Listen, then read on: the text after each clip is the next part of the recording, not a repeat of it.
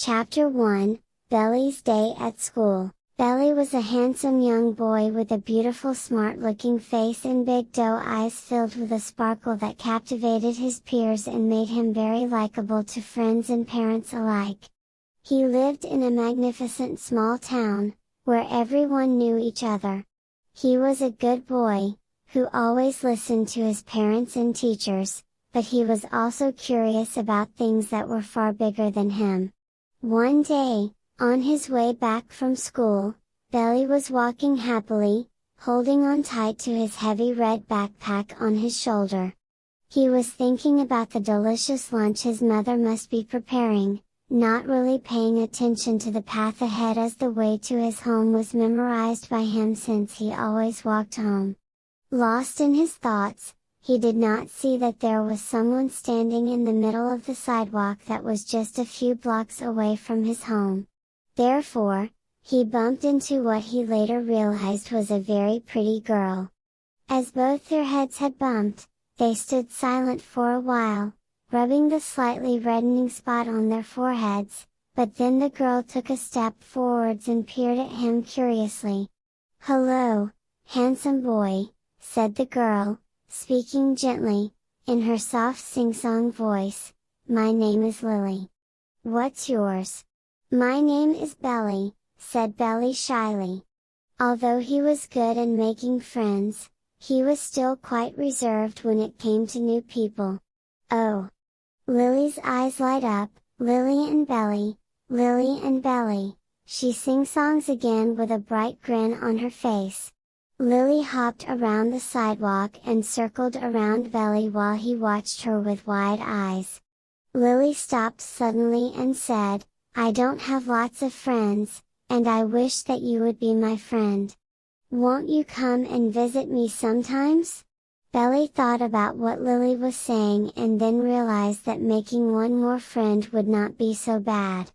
Then he will have one more person to play with, which means more fun. Belly nodded his head vigorously and said, "Yes, that would be amazing. I would love to be your friend. But I don't know where you live." Lily's grin somehow whitened at that, and she giggled before pointing at the mountains that spread across the entirety of the block where Belly's house is located. She said, "I live in that gigantic house on the top of that mountain." Belly looked upwards, where Lily was pointing at, and sure enough, there was a big house whose outer walls were peach in color. Belly wondered how he had ever missed such a prominent house before when it was right there. "I must not be a great observer," he thought.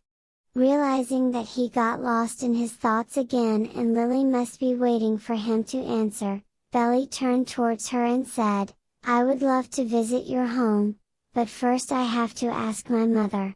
This time, Lily nodded enthusiastically.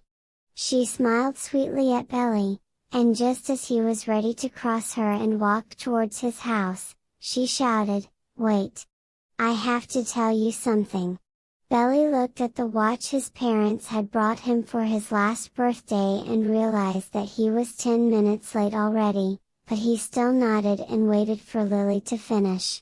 "In case you came, and you couldn't find me, just snap your fingers 3 times, and you will find me very quickly," she said as she snapped her own fingers to tell Belly how it was done. Belly agreed, and then with a quick wave of his hands, he was back on his way home. He was greeted by his mother's worried face at the front door and reassured her that nothing terrible had happened, and he had just gotten distracted talking with a new friend he had made. But once he changed his clothes and finished his lunch, he had already forgotten all about the girl and spent the rest of his day playing with his toys at home. Belly woke up the next morning early and bright. Belly was fresh as he had gotten a good night's sleep and was looking forward to the day ahead. He immediately started to prepare for school as he washed his face and brushed his teeth. Quickly putting on his uniform, he walked towards the kitchen, where he could hear his mother moving about preparing their breakfast. He helped his mother set the table for breakfast, which both of them enjoyed with leisure as Belly always got up early and had plenty of time to eat. His mother had made eggs with the sunny side up, his favorite, and milk. When he was done with his breakfast, he gave his mother a quick kiss to the cheeks and received a handful in return, and then he was on his way to school. He took the familiar pathway he took daily, and when he reached the grassy sidewalk, his mind flashed with the memories of yesterday. The sudden realization that he had not really given the details of the encounter with the girl to his mother leaves him feeling guilty. He had told the girl that he would ask his mother's permission, but he had forgotten all about that. When he had reached the end of the sidewalk on his block, he crossed the intersection and met his friend James there. This was the point where Belly met James regularly, and this was also the point where they parted ways. Both of the friends started walking towards their school, but Belly could not keep the encounter to himself and blurted out everything that had happened yesterday, from bumping into the Lily to Lily inviting him to her place to play. But James was a bit shocked to find out that a girl their age lived near Belly's house, because then how come she did not go to their school? Belly did not have an answer to that question, so he just shrugged as they moved on. They reached school just in time as the bell rang, and the kids that were still hanging out in the school's garden rushed inside, Belly and James right alongside them. But as Belly's classes started, his mind was everywhere else but the subject at hand. He was distracted, more so than usual, and he could not stop his mind from wandering around and not listening to what the teacher was explaining. Belly was bored and soon became annoyed, which showed on his face. When his teacher gave them some exercises to finish in class, Belly tried hard, but the words that were written in his book did not register. When his teacher started making rounds and checking everyone's classwork, she was not surprised to find that Belly had not even started his homework. His classwork sheet was filled with nothing but messy doodles that he had wasted his time drawing rather than focusing on the questions. The reason she was not surprised was that Belly was infamous for getting distracted during school hours. He always got very easily bored with everything that had to do with school and classwork. Whenever teachers talked in the teacher's lounge, all of them agreed that Belly was the one kid that everyone had trouble with, although the kid had always been well-mannered, but even those fell short when he got irritatingly bored with the subject at hand. Often, the teachers had to hold him back during recess or after school in order to get him to work. The only anomaly in this routine was the fact that his homework was always completed, neatly so. And everyone knew that it must be finished under the watchful eyes of his mother. When Belly's teacher questioned him as to why he was not doing his classwork, Belly was quick to complain, "I don't understand why we have to do this, haven't we learned enough?" His words made his teacher very upset, and she said angrily, "Belly, you need to finish your classwork right now. Otherwise, you will spend the rest of the evening in school." It was not something new to Belly, and he always questioned the way all of them had to work hard and finish classwork until the bell rang. What was so important about all of these numbers, anyway? He thought grumpily. But then Belly inevitably sighed. He rarely liked it when someone was angry with him or punished him. So, after listening to his teacher saying that he would get punished, Belly decided to do his work diligently, and by that, he meant that he started copying the work of the kid sitting right next to him. He was sneaky about it, of course, because if the kid found out, then he would complain to the teacher, and if the teacher found out, then she would get even angrier, and Belly would have no chance of making it out of the school's grounds before evening. He finished copying his classwork quickly, and soon it was time for recess, which Belly enjoyed playing around with his friends. They played hide and seek, freeze tag, and catch until the bell rang, signaling the end of their too short break. Somehow, Belly found it easier to concentrate after playing with his friends during the break, so the rest of the periods were not so hard. Soon, the school had finished, and Belly was on his way towards home. He started his routine path with James in tow, and the walk was spent talking about James' new remote control car that his parents had bought him for his birthday last week. They chased each other half of the way, laughing loudly, and made a bet that the one who would reach the intersection first would receive one of the losers' toys of their own choice for a whole month. And when Belly puts his mind to something, then it is rare that he does not achieve it. Hence he ran faster than he ever had and was the first one to reach the intersection. When James asked which toy he would like, Belly acted to think aloud about all of the toys that James had told him about, but then said he would need at least one day to come to a conclusion. At this, James had tickled him mercilessly until Belly was a mess of giggles and screamed please 3 times, after which James finally let him go. During their playfulness, Belly had not taken notice of the time, and when Belly checked his watch, he tapped his head with a loose fist when he realized that he was getting late. Belly left James behind at the intersection with a wave and skipped the rest of the block towards his place, not bumping into anyone this time around. When he reached home, his mother was waiting for him with the front door open. He said a quick hello and ran towards his room to change out of his uniform into a baggy black shirt and some jean shorts. He came running downstairs as today, and he was in quite a hurry because he had decided that he would like to play outside. His mother had prepared some snacks for him, which he ate very quickly, and then announced that he wanted to go out to play. His mother looked at Belly sternly and said, "Belly, you need to do your homework." Belly turned his famous puppy dog eyes on his mother and said, "But I'll do it later." Belly's mother sighed and gave her permission, at which Belly whooped and giggled. "Mom could never resist my innocent eyes," he thought cheekily. He went outside and picked up his discarded bike from the front garden. He spent a good amount of time just cycling around the neighborhood. Belly quite liked the block they lived in, although it was very sad that he did not have any kids his age living near his place. He also liked the independence that came with it. There was no one to tell him how he should play and who he should play with, and Belly really liked that. When he became bored with taking laps around his house, he placed the bike back in his garden and ran about in his foyer, using his action figures to make up different stories. Just as he was about to head inside, his wandering eyes caught the mountains in front of his house, reminding him of Lily, the girl he met yesterday.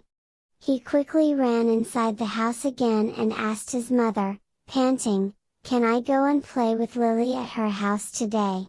She's the new friend that I told you about." His mother looked at him with fond exasperation and sighed, "Okay, you can go. But come home before sunset so you can finish your homework and have your dinner." Belly was excited that his mom allowed him to go play with Lily. He started to walk up the mountain, and along his way, through the forest, he saw a cluster of beautiful butterflies with so many bright colors that he was sure amazed that such a precious thing could exist. Belly continued walking, and with every step that he took, he could hear the sound of the leaves crunching and crackling under his feet. He was so happy and relaxed until he approached Lily's house. He walked up the 3 steps and entered the foyer of her house, which had a huge brown wooden door with a metal ring bell. He held the ring and started banging it on the door, but no one showed up. He went towards the door again, decided to put all of his body weight towards the door as he pushed it, but he didn't have to use much of his strength as the door gave way easily. It had actually opened. Belly went inside cautiously and found a huge room with a massive wall, and there was an enormously huge chandelier hanging down from the ceiling. Looking around, when he saw that no one was present in the room, he started to call out Lily's name, "Lily! Lily, are you there?" His voice echoed, but no one answered. There was silence everywhere. But then, all of a sudden, he remembered what Lily had instructed him to do. She had told him to snap his fingers 3 times. So, he snapped his fingers 3 times, and suddenly a white smoke filled the room, and it remained all over the room for a few more seconds, but then it suddenly disappeared. The only thing that had changed was the presence of a chest of drawers that had appeared in front of him. He walked closer to the chest and bravely opened the first drawer but did not find anything. Then, he opened the second drawer and still found nothing. Then he moved on to the third one, but when he tried to open it, he realized that it was a little hard to open. He decided to use all of his power and strength to open the drawer and finally succeeded. Inside the drawer, he found a big and ancient heavy metal key. He stared at the object and said, "What should I do with this key?" He looked around the room, and his eyes caught a tiny twirling door above the fireplace. He walked towards it quickly and grabbed one of the chairs that were settled at a long table on the left side of the room. He had decided that he would open this door and that the key likely belonged to the door's lock. He climbed up on the chair and put the key inside, and turned. The door was unlocked with a little click sound, and suddenly Belly was sucked inside. Belly found himself flying in space. It was totally dark. Suddenly numbers and letters started to fly around him. It was a weird thought, and Belly squinted hard in case he was reading wrong, but they were real numbers and letters that were surrounding Belly as he was surrounded by darkness. Belly was very surprised with the way things had taken a turn. He was just flying, not knowing what to do. Fear started to crawl on him as he kept on flying and flying, not understanding what exactly was going on. The numbers surrounding him started to form math problems, and the letters started to form questions. Belly started to panic because he could not understand anything that was floating around him. His head was becoming a mess, and his eyes were starting to get a bit blurry.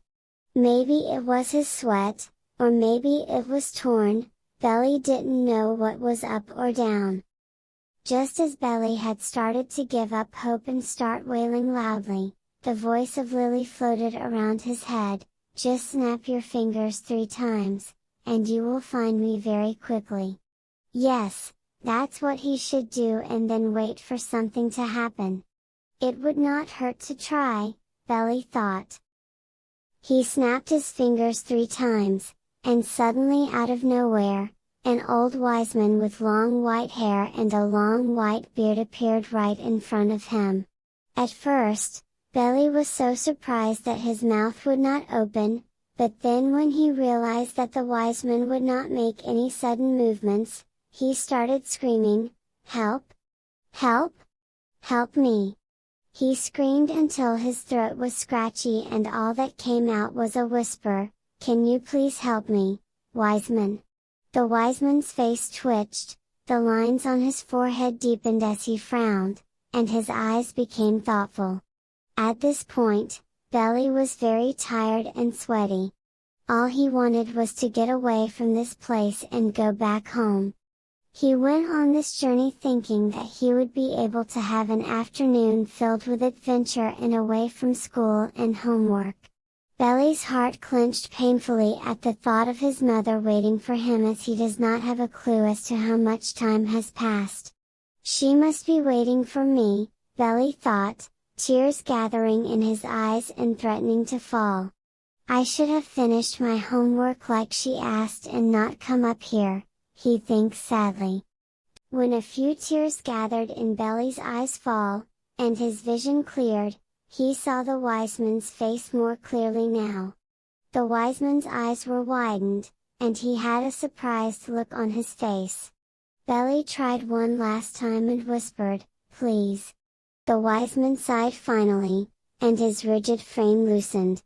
He stared deep into Belly's eyes and then suddenly raised his stick. It was long and white in color, and it looked to be beaming in the darkness that Belly was trapped in. Seeing the Wiseman raising his stick like that and so suddenly, Belly flinched, thinking that he must be trying to discipline him, but Belly should not have worried because the Wiseman held his stick tightly and upright. Then he started moving it in a circular motion 3 times and said, "That's right." He started moving around the Belly suspended in the air as he continued, "That's right. That's right." The Wiseman finished making circles with his stick. The space where he had been making those circles was lit up as if the Wiseman had poured light straight from his stick and into the darkness.